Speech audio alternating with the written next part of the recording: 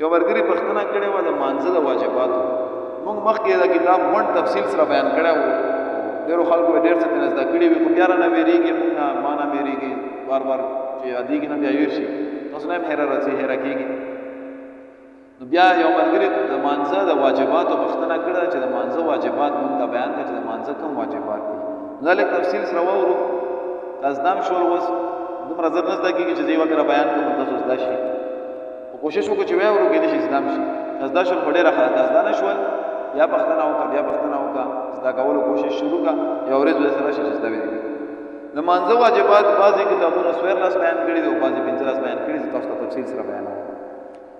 د مانځه په واجباتو کې ټول نه پهلنی واجب دا دی چې مونځ په الله اکبر سره شروع کول دا واجب دی. اوس که یو سړي د الله اکبر په ځای باندې الله الاعظم ویل، اعظم او اکبر دواړو یو معنا، یو سړي الله الاعظم ویل نو په ده باندې مونځ کېږي. خو که د الله اکبر په ځای باندې الله الاعظم غلطي سره وویل مونځ یې شروع کړو نو په ده باندې سجده سهو لازم ده، ځکه چې واجب دی نه پاتې شو وروسته ویې سجده سهو نور مونځ یې کېږي په باندې. الله اکبر سره مونځ شروع کول دا واجب دی. په فرض رکعتونو کې په بلني 2 رکعتو کې که 2 رکعته وي خو بس فتوا شوه، که ماښام 3 وي بیا په بلني 2 کې، او که 4 رکعته مونځ وي نو بیا په بلني 2 کې سورت فاتحه لوستل دا واجب دی. په فرضو کې چې کوم 10 رکعتونه دي، که 3 رکعتي مونځ دی، 3م رکعت او که 4 رکعتي مونځ دی نو 3م او 4م کې سورت فاتحه ویل مستحب او سنت عمل دی.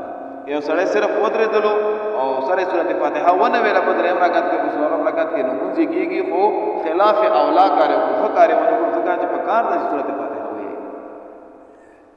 د سورت فاتحې پسې فوراً یو سورت یا 3 آیتونه لوستل دا واجب دي. قرات کول خو فرض دي، خو فوراً لوستل پسې واجب دي. یعنی دا نه چې منځ کې پکې سوچونه کوي، که ته پکې دومره صبر وکړلو چې په هغه کې یو وړوکی رکن ادا کېږي نو په تا باندې بیا سجده سهو لازم شو. د سورت نه مخکې سورت فاتحه لوستل واجب دی. که یو سړي مثال کے طور پر 2م رکعت نه راوچات شولو او 2م رکعت کې اول چې کوم دی قرات شروع کړو قل هو الله احد الله الصمد، چې کله سورت ویلو بیا ورته ویل چې هو ما سورت ویلو سورت فاتحه مې ونه ویله، خیر دی پسې سورت فاتحه ووایه، خو بیا سجده سهو وکړه، ځکه چې واجبو کې تاخیر راغلی. د پهلنۍ سجدې پسې بیا فوراً 2مه سجده کول دا واجب ده. یعنی منځ کې ډېر نه کېنه چې بیخي پکې ډېر ناست خاموش ناست او داسې نه زما عزتمندو چې سره ته سره راوچت نه کې بس الله اکبر او الله اکبر نه، اطمینان سره. پس یې بیان کړی دی چې تمام ارکان چې څومره د مانځه ارکان دي دا په اطمینان سره ادا کول واجب دي. ګوره زما عزتمندو واجب که په غلطۍ کې نه پاتې شو،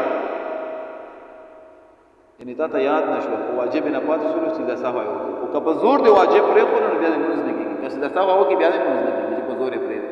نو اوس په اطمینان سره مونځ کول واجب دی.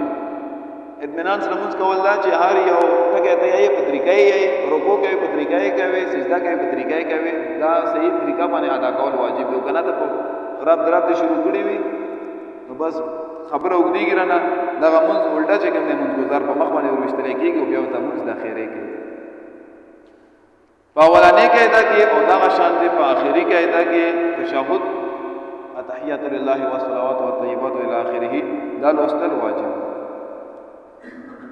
3 رکعتي مونځ کې یا په 4 رکعته مونځ کې چې کله تشهد دی پورا کړلو عبده ورسوله بس ډایرکټ فوراً بیا ودرېدل واجب دی. ته پسې که سړی کېناستلو اللهم صل به شروع کړل اللهم صل علی محمد، بس چې علی محمد یې څنګه وویل او ریاض شول چې یاره ما ته خو رکعت پاته ودرېدلو په ده سجده سهو لازم ده، ځکه چې فوراً ودرېدل په ده لازم و واجب.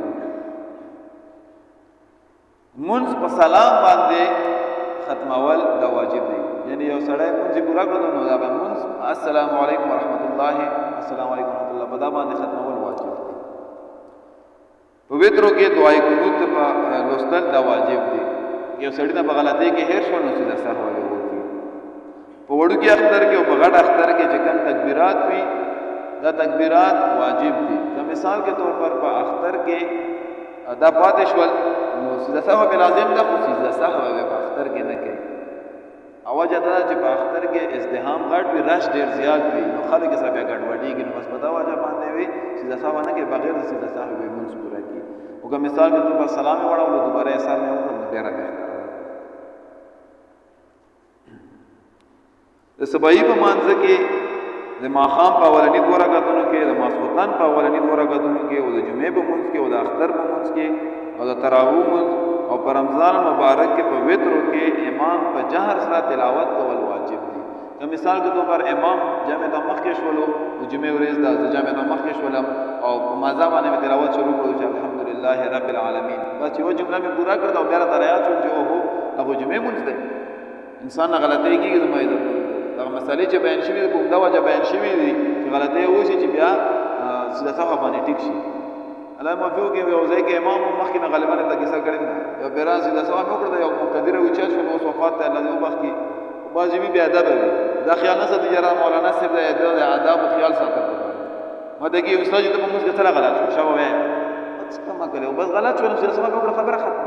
نو ته څوک یې چې ته اوس یې مانه پوښتنې کوې؟ اوس ته الله به وبخښي. خو دا هم تاسو ته هم دا خبره کوو چې امام سره قاري صاحب سره خبرې کوو نو کوشش دا کوو چې لږ په آداب سره لږ په طریقه باندې خبرې کوو. اکثر خلک اوس داسې خبرې کوي ته وایې چې ګنهګار یې ساتلی دی.